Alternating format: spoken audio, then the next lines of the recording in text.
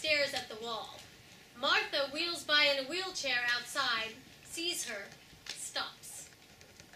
Are you all right in there, sweetie? Fine, fine. Nobody needs that many Kleenexes when they're fine. They tell you it's terminal or something? No, I only have some pneumonia. I'm just about better. So? It's my granddaughter. She's dead. Oh, well, that's not fine at all. She wheels up next to her bed. Did you just find out? No, 2 days ago. She was hit by a car on her way to work. Bill, my son, was supposed to visit me today. He was due about, 14 minutes ago. He's been having a hard time getting up in the morning. I don't blame him. No, of course you don't. Have you just been up here by yourself then? Sure, the family is pretty busy. The nurses have been by, obviously. They talk to you? They take my vitals. They take my vitals. Oh, no, sorry. Phony, the fooey to your vitals. What's going on in here is pretty vital too, isn't it? Hospital's crowded this time of the year. Everyone has flu, bronchitis, pneumonia, sinus infections. She blows her nose. Crowded, sure.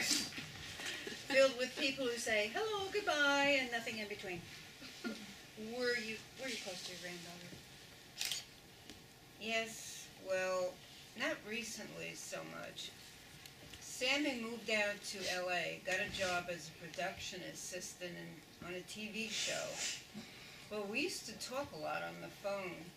Every time she came home from college, we watched All in the Family together. She had that sense of humor. How are you feeling about it all? Feeling? How the heck should I know? Feelings don't come in phases. They come all at once. An earthquake. When your house collapses, no one asks you which brick cracked first. Don't know the last thing I said to Sammy. That's all right. Probably something about her new job. I'd have liked to, I don't know. Said goodbye. Said something. Listen, my father had cancer. One day I was giving him CPR, and he said to me, telepathically, he said, honey, let me go. I said, Daddy, I have to try. He said, okay. Then he took one last breath, and that was it. Telepathically? I'm no liar. No, of course not. Now, my mother, she was in the hospital for weeks. One night I was staying with her. I woke up and realized I wasn't hearing anything. I said, Mom, no, Mom, don't go. Don't go. Then I sat back down and said, okay, Mom, go ahead and go. And when I said that, I swear at that time, God rent the veil. I saw Mom gently rising in the clouds. I looked up and she did too, and we saw her best friend and her sister and her parents.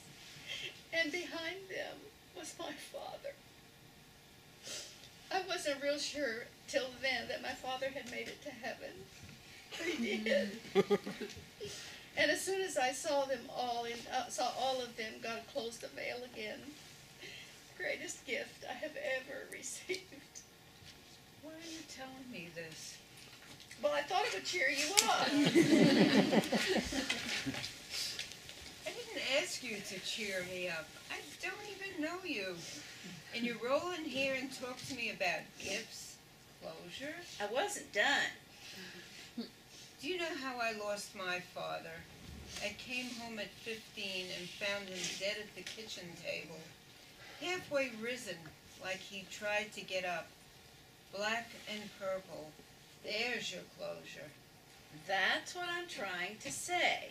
Saying goodbye, like I got to. It's a gift. But it's not closure. The end. Saying goodbye doesn't close the book. Oh, sure. Oh, sure bet it helps, though. Yes, maybe. Ernestine blows her nose again.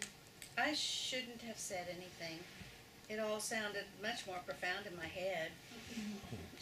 I'm sorry if I made it worse. You didn't. I just meant to say, oh, I don't know. What is there to say about grief anyway? If you want me to leave. No, stay. Breathe. Sure, why not? It gets dull as dirt around here, doesn't it? I know I'm in and out of here every couple of weeks. My heart just won't do what it was built for. I was improving before I heard about Sammy. Pointing to the tissue, she says. You might improve better without that mountain in front of you. It's got to be creeping with germs. I don't like to throw it out. There's something satisfying about it, having something tangible to prove you mourn, you know. Maybe. I haven't mourned in a while. I'm getting too close to the real action. Chances are, next person I mourn will be for my own darn self. Come on, throw out those dirty tissues. You don't need the proof. I see you. Martha grabs the trash can from under the bed and holds it out while Ernestine throws the tissues away. End of scene.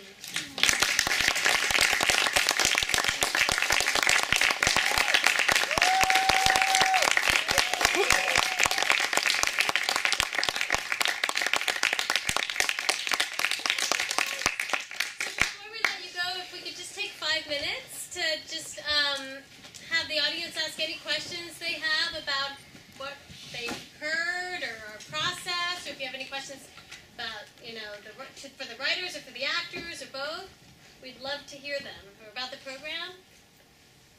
Does anybody have any questions? Yes. I'm a plant. No. So, this is a question for the writers.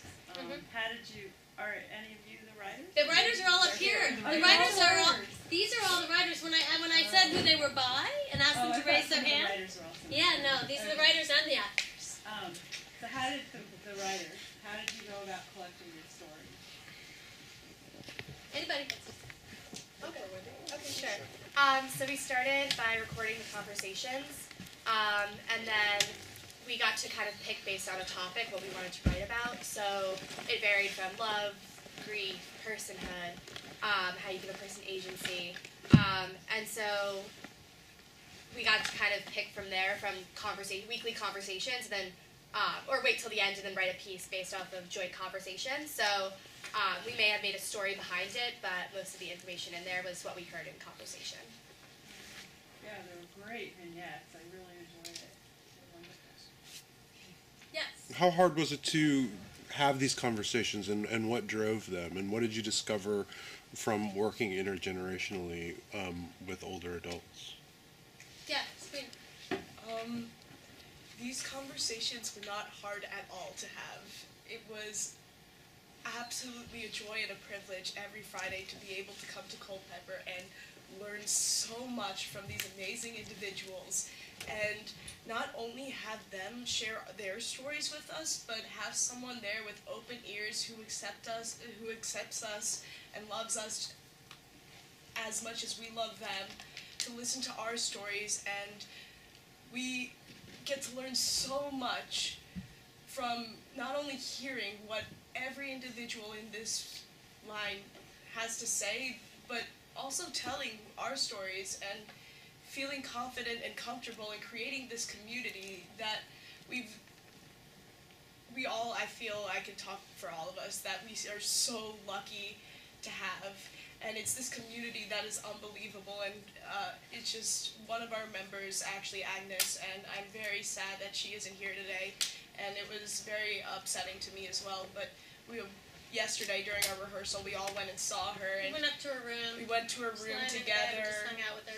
It was great, and I mean, it just comes to say that we have such a strong sense of community together now after we were able to bond over this, just telling our stories and being able to create art. So, yeah. And if I could add to that, I feel like, because this is my 3rd year doing this, and we jumped right in this year. It was easier than it's ever been to share the stories, but I think one of the major things I've learned over all the years, but especially this year, is I think the number one reason why people our age don't often have conversations of this level with older adults is because we feel that there's a whole bunch of topics that are off limits.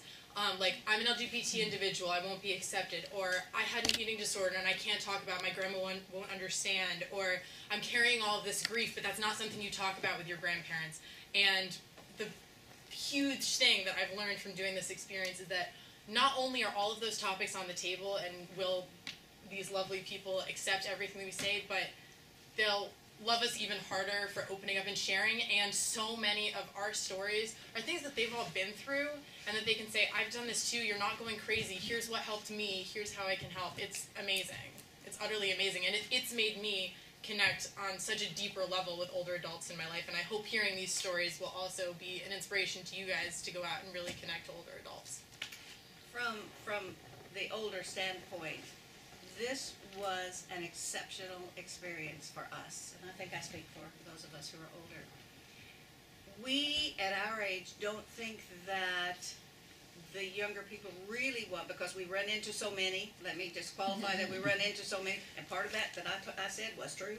We run into so many people younger, you know, than we are, who really don't want to have anything to do with us because they think we have nothing to say. Mm-hmm. We're past prime. We couldn't know anything. Mm-hmm. And these young people have been so open and so honest and so warm that it's given us a different perspective as well. This program should be done every year, all year long, everywhere in the United States. Yeah,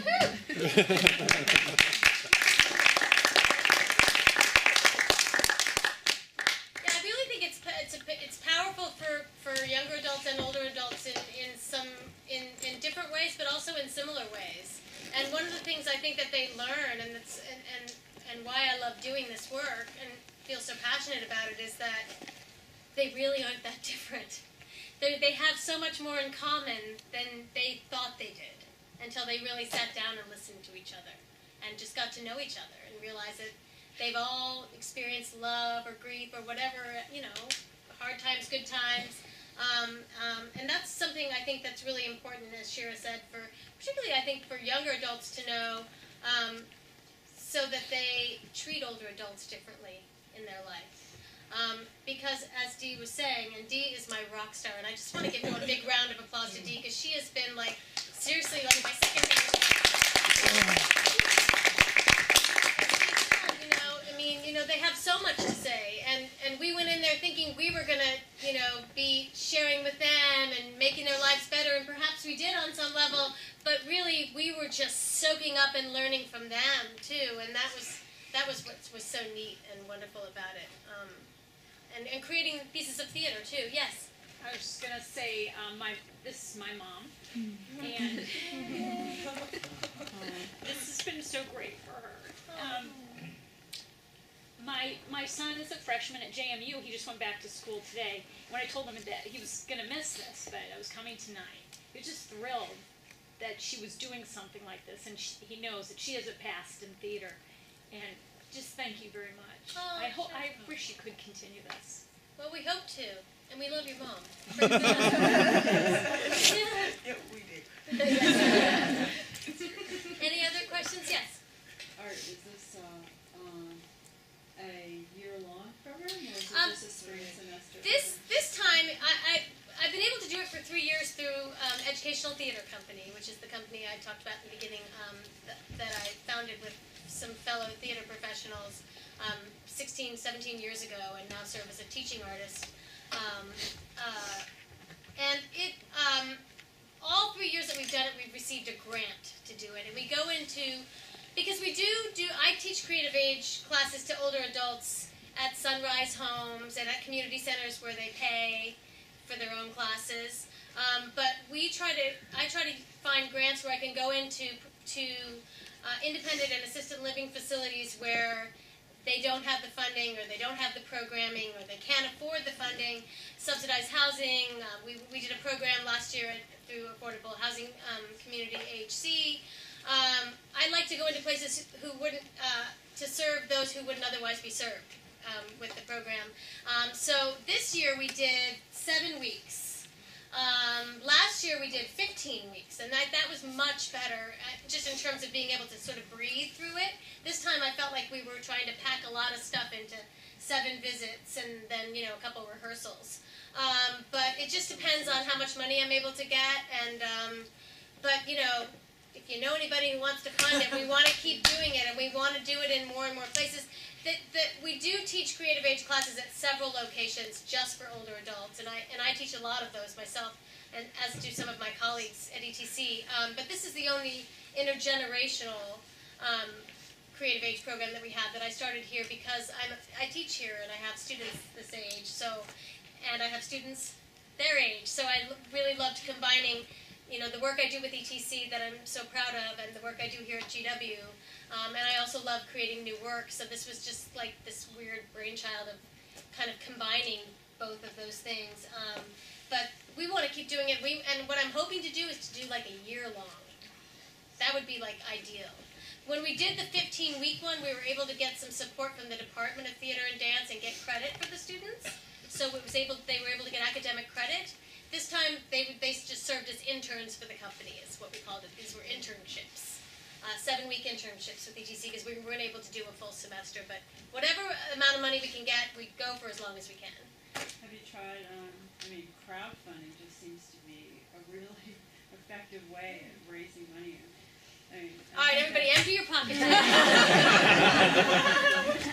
think for writers, the students probably know an awful lot about GoFundMe program. Well, I've had a lot of students, older and younger adults, say to me, "I'll be your spokesperson." So we just need to get the word out there and get more people to try to support this program because it's obviously meaningful in so many ways. And I think that the reason, really, that the woman who's been funding me from GW Hospital does it is, as I mentioned before, is that a lot of med students don't choose geriatric care, but when they start to understand that older adults are like way cool, then they start to change their idea of how they view them, and they look at them as whole people instead of just a chart. And I think it really, there have been a lot of studies, and I've done some talks at some conferences about how, theater and using the arts with older adults improves mood, health, fewer doctor visits, overall combats loneliness, and all the things that people tend to experience in their older years. So it's also got health benefits, right? So it's all good. It's all good. Any last questions or anything you want to ask the actors or anyone from ETC? Well, thank you all for being here.